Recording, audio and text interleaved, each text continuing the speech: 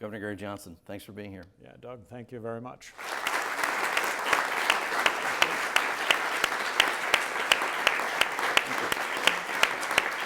Governor Johnson, as a former contractor and a former governor, I'm curious for your position on the nation's crumbling infrastructure. We see reports about roadways, bridges. Our vice president called LaGuardia a third world airport.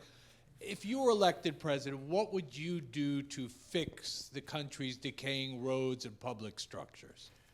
Well, having been governor of New Mexico, I do see that as a fundamental role of government. In New Mexico, we built 500 miles of new 4-lane highway in New Mexico. Didn't exist, did it without raising taxes a penny. I think the ideal libertarian tax is the gas tax. You know, you pay the tax and it's supposed to go to infrastructure. Well, problem is that not all of it does go to infrastructure. So the first thing I would really want to identify is are those monies in fact going to infrastructure? And right now, with interest rates effectively at zero, we could be, in my opinion, financing these long-term projects. So I think that's a real fundamental thing that government could accomplish, federal government could accomplish. And just to follow up, are you an advocate or believer in Davis-Bacon wage laws in terms of using the infrastructure? I'm not. What I said as governor of New Mexico didn't go anywhere, as we had little Davis-Bacon laws in New Mexico. Hey, let's build 5 schools instead of 3 schools. That was my line for repealing little Davis-Bacon. And right now, infrastructure, a lot of that, because that's politically connected, that is Davis-Bacon wages. Look, we could be building 5 miles of highway as opposed to 3 miles of highway if we would repeal Davis-Bacon. And just put wages in line with what states are paying. Governor Johnson, thanks for being here. Looking at your plan for this campaign, you're focusing your financial efforts on some of your potential states out in the West. Let's say that you do get one of those states and we block the 2 candidates from getting to the 270 electoral votes, and you do go to the House of Representatives where they could vote on you. What has been your strategy to encourage those representatives to vote for you, because that would mean turning away from their current party of identification? So here's something that maybe all of you don't realize is that if it goes to the House of Representatives, it's 1 state, 1 vote. So North Dakota is equal to California. North Dakota has 1 vote, California has 1 vote. Florida has 1 vote, South Dakota has 1 vote.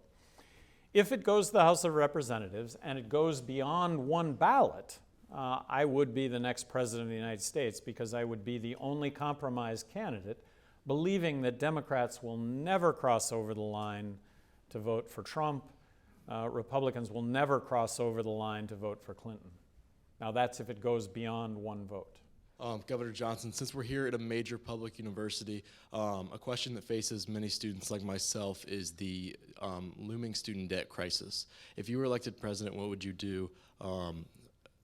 I would believe, contrary to suggestions made by the major party candidates, including in the primaries, Democratic Socialist Bernie Sanders, what would you do to address that without going as far as what he has proposed? Before you answer that, because I want credit for this, we also had a question from the overflow room saying, with your popularity among young voters, many are wondering how we can make college more affordable. So there you go. We covered both of those, the debt and just the general affordability of college. Well, so I would like to point out the main reason why college tuition costs so much.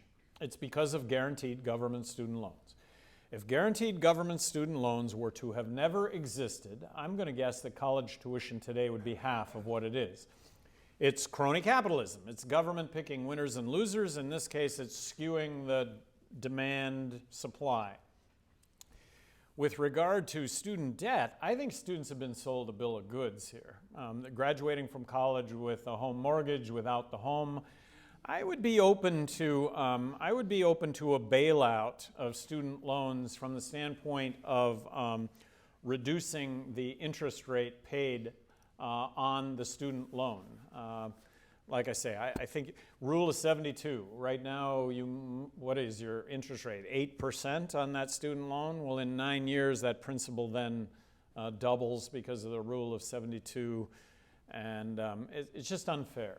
Students have been sold a bill of goods, and by bailing it out, and I've heard the figure of $60 billion as representative of how to bail this out. Long term, that may turn out to be, I'm just open to that discussion and that debate, should that legislation or that debate occur.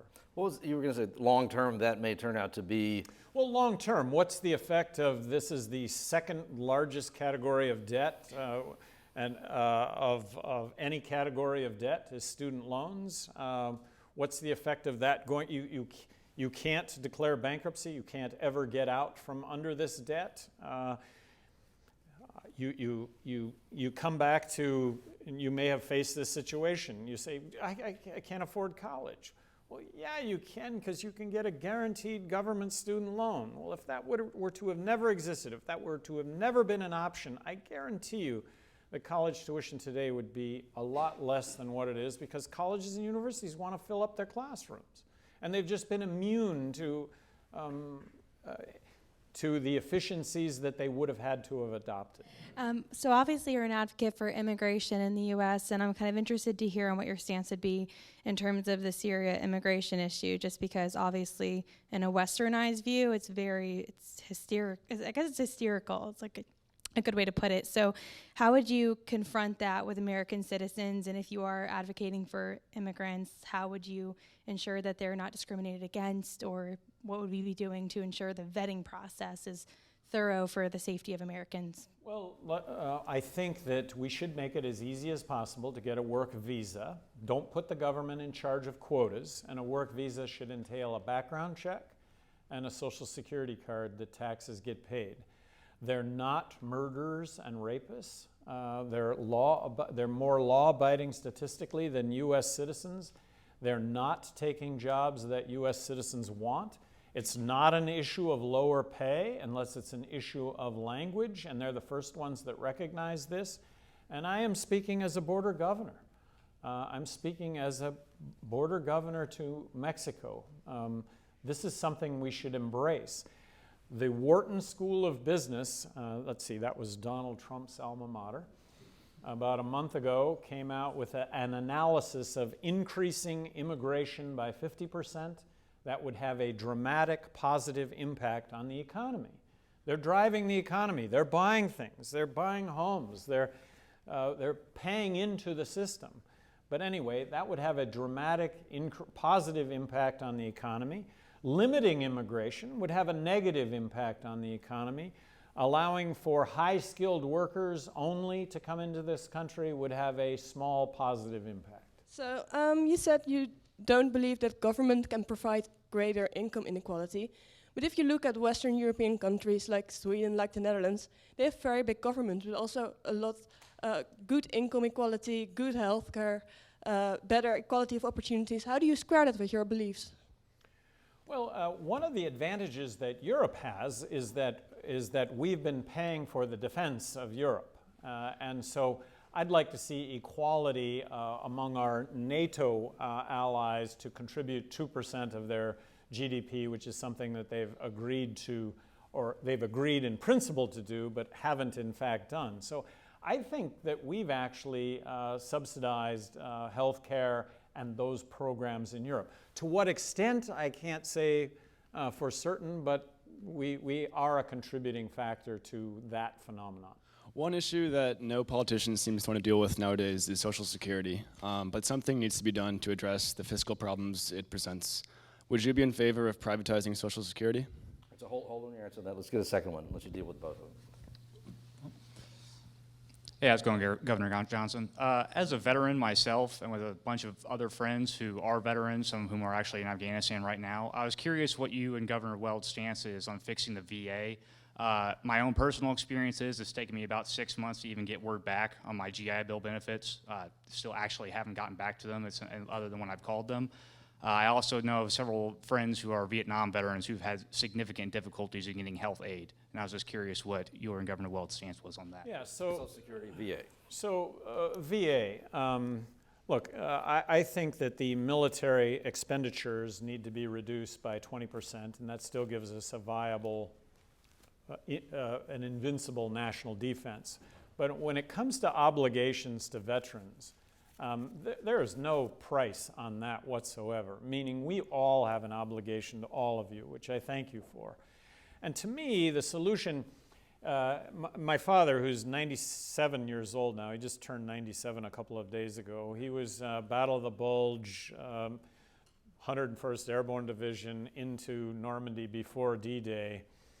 Anyway, he was in the VA a couple of years ago, and well-meaning people and caring and wonderful health care in the VA. It's just, apparently it's the access to the VA. So to me, this is just an issue of resources, and it's an issue of you having a card, a VA card that you can take and redeem at any healthcare location, to me.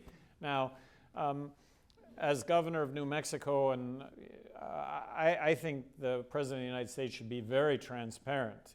If what I've just said isn't workable for some reason, I'm going to be the first one to tell you why it's not workable, but I can't believe that it wouldn't be workable to accomplish that. With regard to Social Security has to be reformed to 2030. It's insolvent.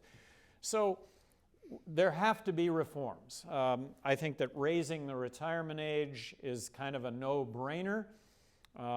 Raising the floor, the ceiling on what gets withheld from, what is it currently, $125,000.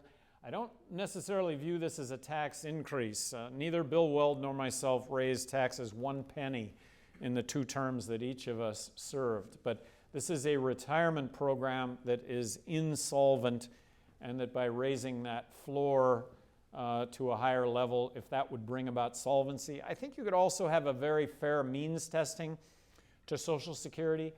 How much did you pay in? How much should you get out? Should you be able to get more back from Social Security than what you put in, given a certain level of income? I think there could be a very fair means testing. I would love to see the option to privatize it, but I can't imagine that that's going to work for everybody.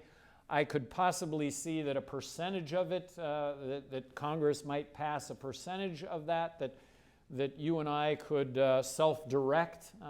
I'd like to see that as an option personally, but I would assume that gets a lot more complex, certain level of income to be able to do that, but it's an option I would love to see.